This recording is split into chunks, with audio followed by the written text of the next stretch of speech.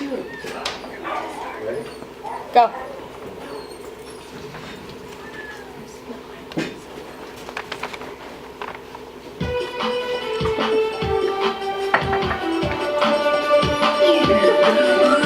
We are smoking and white. We mostly come out at night, but stay just like a dog. See us wriggling on your love. We are the butworms. We try to nuts. Ringworms. We tickle your butts. Ringworms. We frustrate you. Butworms. We shoot for your poo.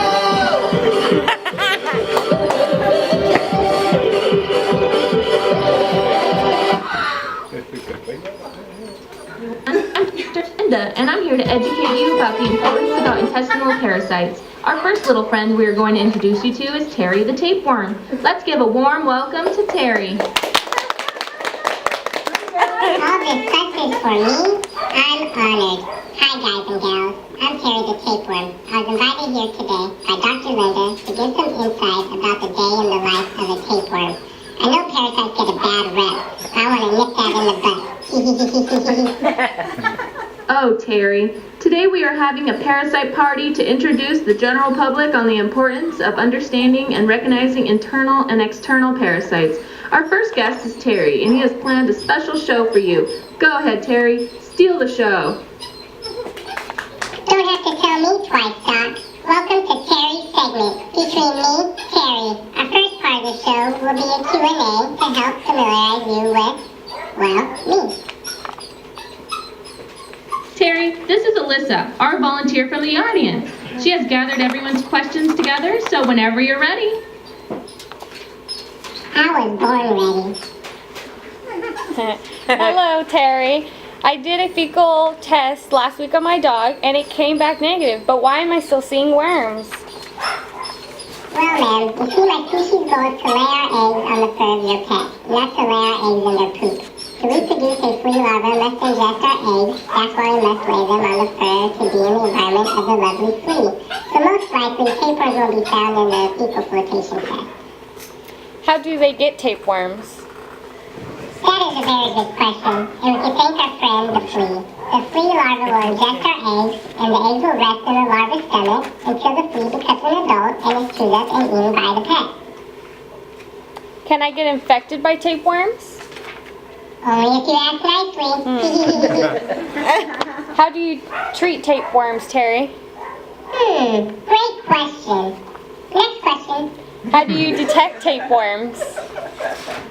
Honestly, we're not hard to miss.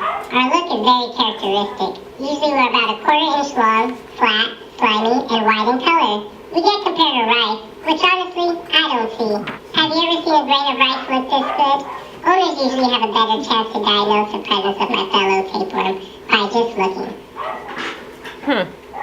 Thank you, Terry, so much. That was very informative and insightful. And a special thank you to our wonderful audience for their great questions. And next up, Terry has a special guest surprise for us. Take it away, Terry. Well, guys and gals, you are in for a treat. I would like to introduce a very close friend of mine, Miss Felicia The Flea. Please give her a warm welcome. Oh my, you shouldn't have. Just for little old me, the flea? You guys spoil me with such introductions.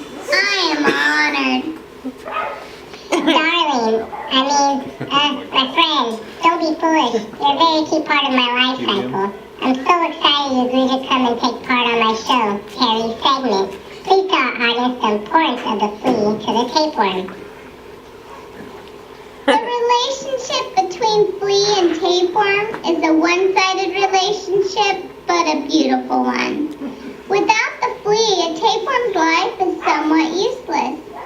To explain, tapeworms lay their eggs on the fur around the rectum in the environment of the flea to entice us. The flea larva will then take the bait, eat the egg packet laid by the tapeworm, and while in the stomach of the flea, they will develop together until adulthood, and with luck will be consumed by a new host, one of your so-called fur babies. As our parasite, our one and only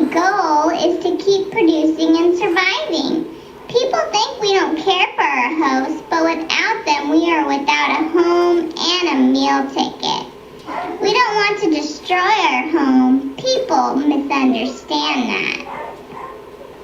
Beautifully said, Felicia. Parasites are highly misunderstood.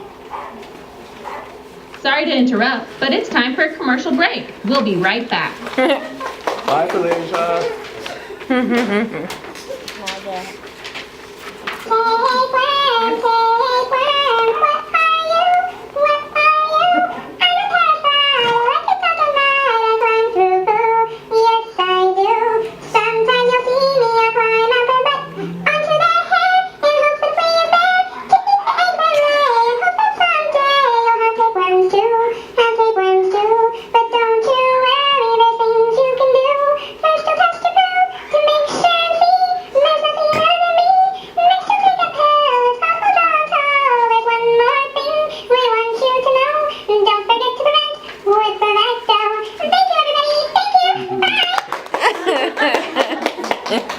Alright, very good. Pronto, this is Vecto.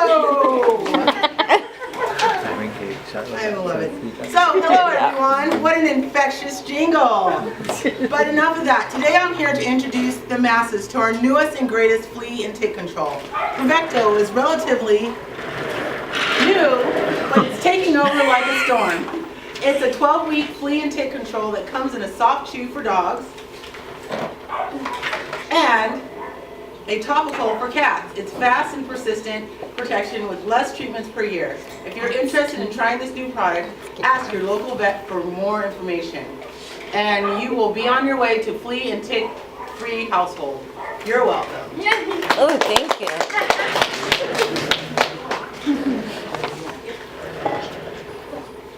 How dare you promote murder?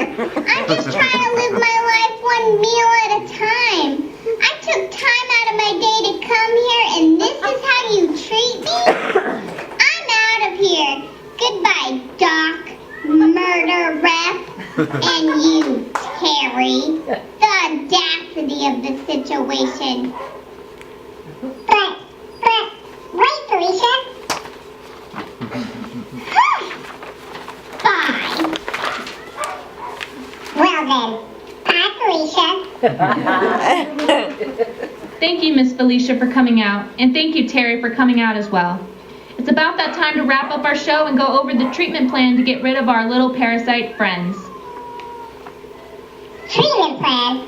But Doc, I thought we had something special. First the flea, now me? No one is safe. As fun a time we had, the fact remains you're a parasite, and we cannot have you hitching a ride on someone's pet causing damage to your host. I knew I shouldn't have trusted you. All doctors are the same. Treat, treat, and treat. Where's the compassion for the neighborhood parasite? I'm out of here, Doc. I know when I'm not wanted. Oh, Terry, you know it's not anything personal. Well, guys and gals, our segment is coming to a close, and we will discuss treatment for tapeworms. The medication to treat tapeworms is Droncit, Drontol, and Drontol Plus. Usually we only treat if we see evidence for tapeworm, and usually it's a one-time treatment. But if the worms are still seen, we will need to deworm again in 2 to 3 weeks. So it's that time to say our goodbyes. Thank you for tuning in to our show. Hope it has been informative and a fun way to help us better understand our friend the tapeworm. Stay tuned for more fun with our other scheduled programs.